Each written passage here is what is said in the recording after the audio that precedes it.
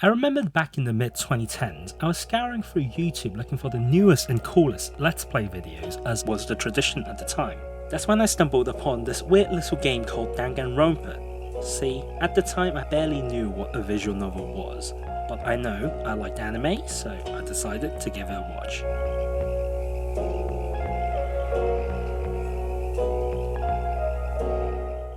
Now, for those of you who has no knowledge about this game, the premise is actually quite simple.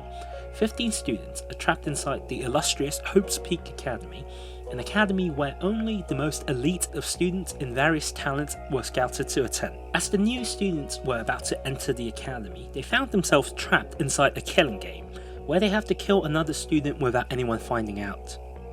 This then devolves into a basic gameplay which is a hybrid between the sort of investigative deduction you would see in the Ace Attorney franchise and a series of minigames you have to play in order to reach the final deduction.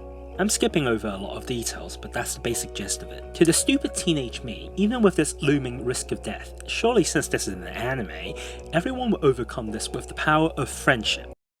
Now, you have to understand that at the time, not only do I not know any details about the game, the only kind of anime I've mainly watched are shows like Yu-Gi-Oh!, Pokemon, Naruto, Hitman Reborn, ones where people rarely die, and even if they do, it's usually some kind of faceless goons.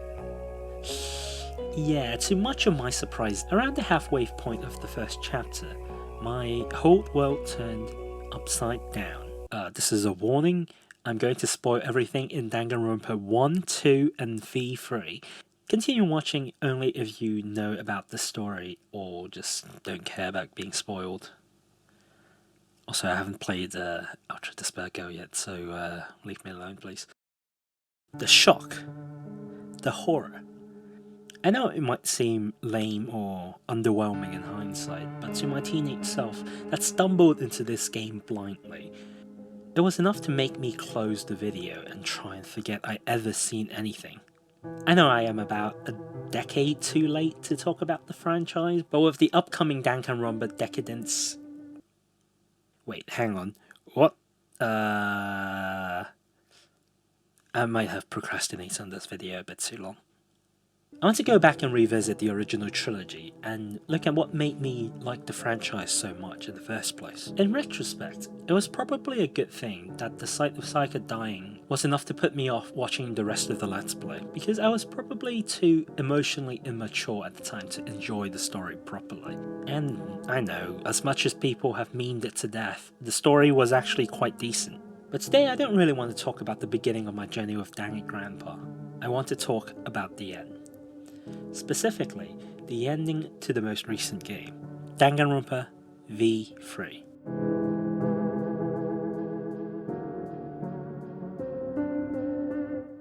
A third title in the Danganronpa mainline franchise was teased at the end of the announcement trailer for Danganronpa Another Episode, Ultra Despair Girls, the result of which was a game titled New Danganronpa V3 Everyone's New Seminar of Killing, which was then announced in September 2015. The game was then subsequently first released locally in Japan in January 2017, and then globally late September in the same year. I remember seeing the first trailer drop and being extremely excited about playing a new Danganronpa game after becoming a fan, though all fans can attest that avoiding spoilers from the Japanese game was indeed a very difficult task. I nonetheless stuck through and played through the entire game almost completely blind shortly after launch. However, as I approach Chapter 6, the last chapter, a sense of excitement begins welling up within me. And if you're not familiar with this game franchise, you might be wondering why. And well, to answer that, you really have to look at what happened in Chapter 6 in the first two games. Alright, this is a super final warning for the first two games. I'm going to spoil it. If you want to play them blind, then jump to this time. In Danganronpa 1, Danganronpa Trigger Happy Havoc to be exact, the last chapter revealed the world was in an apocalyptic state a la The Purge, and everyone actually volunteered to be sealed off within the academy, but then everyone had their mind wiped and put into the killing game by the mastermind, the ultimate despair, Junko Enoshima. Then in Danganronpa 2, you sit down and you go, okay, last game has such a big plot twist, maybe I can tone it down a little, let's not make this a regular thing, maybe we could do a straightforward hero versus villain story. And then it turns out all this game was a simulation and you and your friends were responsible for the start of the apocalypse in the first place, and the simulation was meant to be a way to rehabilitate all of you. There's of course a lot I'm skipping over, but if you're interested I recommend buying the games yourself if you can, and if not, there's always some playthrough somewhere online. So to say that the pressure for the third game's ending were high would be an understatement. I'm sure most fans of the series, including me, have speculated what crazy wild ideas the director Kazukata Kodaka has thought up this time. Alright, this is super duper final warning, I'm gonna spoil the last game in the franchise. I don't know why I'm still making these warnings. So sometime past midnight, I was glued to my computer monitor. I sat down and I played through the final chapter of Danganronpa V3 and closed the game. The ending goes as follows.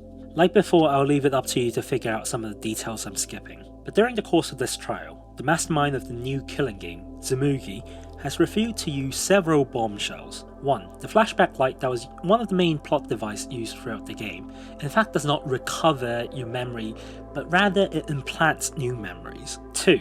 The entirety of you and your friends' personalities, talents, memories, and behaviours were all fabricated using these flashback lights. 3. This is the controversial one. In the universe of Danganronpa V3, Danganronpa is a fictional franchise created by Team Danganronpa and was so popular in fact that they decided to do it with real people, volunteers that are happy to take part in this horrific snuff film. This is like the original Squid Game, innit? Oh, and then there's this thing where V3 actually stands for 53 because they've done 53 killing games in a row now. An earth-shattering review to say the least. Does this mean none of the Danganronpa games we play were about real people?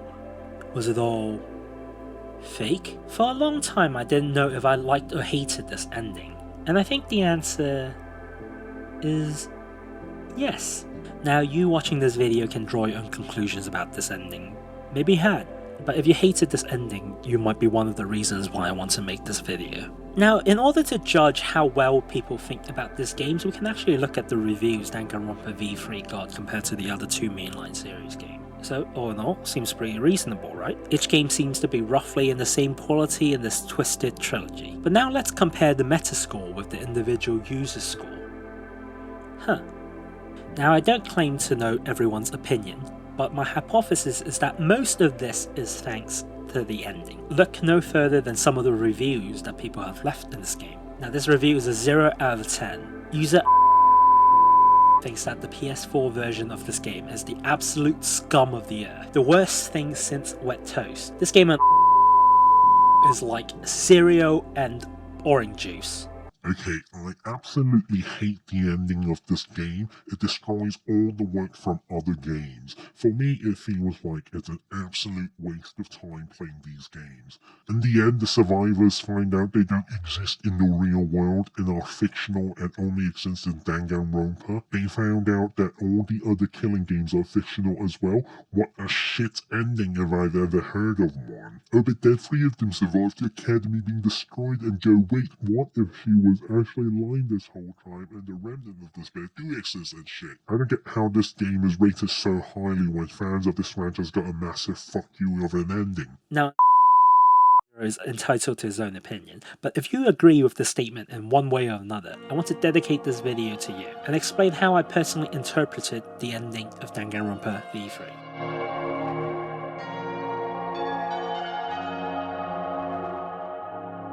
Every story, no matter the quality, is written with a purpose, whether it is to make you or the writers themselves laugh, cry, horny, or confused, which makes us ask, what does the story of Danganronpa V3 want to tell us? Now, before saying what I think the story is about, I'll say what I think it isn't. I don't think this is a story designed to crap all over the player's investment in the characters. It's not a big middle fingers to the fans of the last 2 games.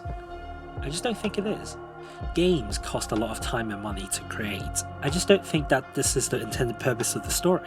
I'll go even further, I don't think this game is making a statement about the fans and the supposed twisted relation of Danganronpa as a franchise. In fact, in an interview with, I want to say, a Japanese games news site, just simply called Gamer, with the Danganronpa director Kazutaka Kodaka, a rough translation of which was posted on Tumblr by the user SomeRandomness77. Kodaka claimed, "Actually, there's nothing I want to tell, nor there's some sort of moral, nor I want the players to learn something. I just made it as an entertainment, a fiction. I can basically end the video there, as clear as day, but for the sake of not making this video an elaborate way to hyperlink the interview, here's another quote from that same interview I find really interesting. If there are people who get angry after playing and seeing through the end, then that's the evidence that you took an emotion called rage from the fiction named Danganronpa. It makes me glad more than anything because Danganronpa didn't just end up as something created, which was what Kodaka really wanted at the end. In retrospective, rather than a story of truth and lie, this is a story about one's identity and what makes you, you.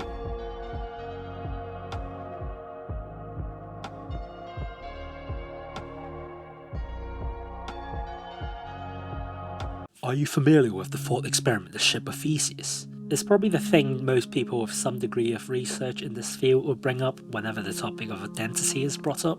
Alright, you got this ship of Theseus. One by one you replace each piece of wood. Once all the pieces are replaced, is it still the same ship? I'm oversimplifying a lot. But in the same vein, if you replace Shuichi in every student's memory, are they still the same person? If not, are the students all technically dead? I mean, they're still all there, but it's almost like their soul has been replaced. With no way of returning the original memory, are the original 15 students dead? And whenever the students get another dose of flashback like, are we killing them again? And then replacing them with another person? Oh god! Come to think of it, most of them just die physically as well, so maybe this game isn't so kid-friendly. I'm going to dive into some philosophical questions to end the video. I by no means claim to be an expert, I just googled some stuff. I don't think I can provide an answer to any of these questions, but I think these are interesting points to bring up. Let's start easy.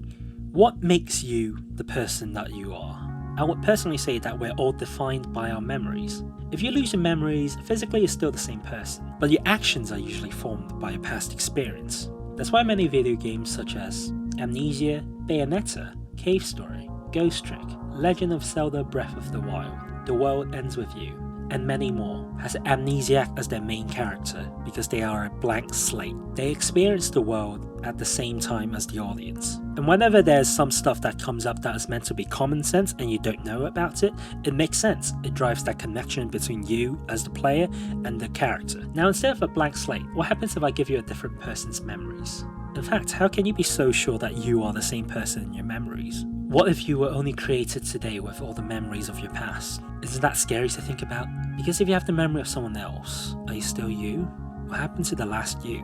Now let's go even further. Let's say I swap your memories with a serial killer. Who's the real criminal now? Is it your physical form because you have the personality that committed the crime? Or is it the physical person that committed the crime even though they have no clue that happened? Can I judge you by what you remember even though you haven't done anything? I'm getting really off topic now, so let's link back to Danganronpa V3. The final chapter tackled the idea of identity, even though the creators might not have envisioned this deeply.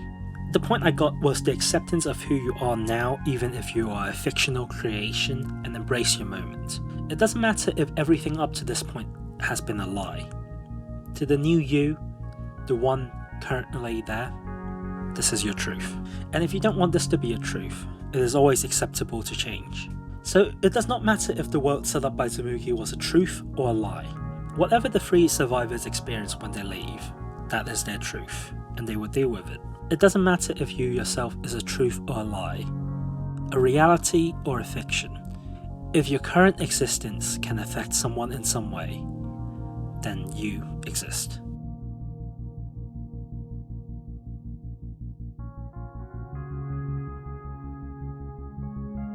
Thank you for spending time watching this video. I had this idea a while back now and I figured I wanted to make a video about it. It's quite a niche topic, but I hope you really enjoyed it even if you don't know anything about Danganronpa. I'll probably upload more videos in the future about random topics I find interesting. Probably not all this philosophical, but I hope you stick around.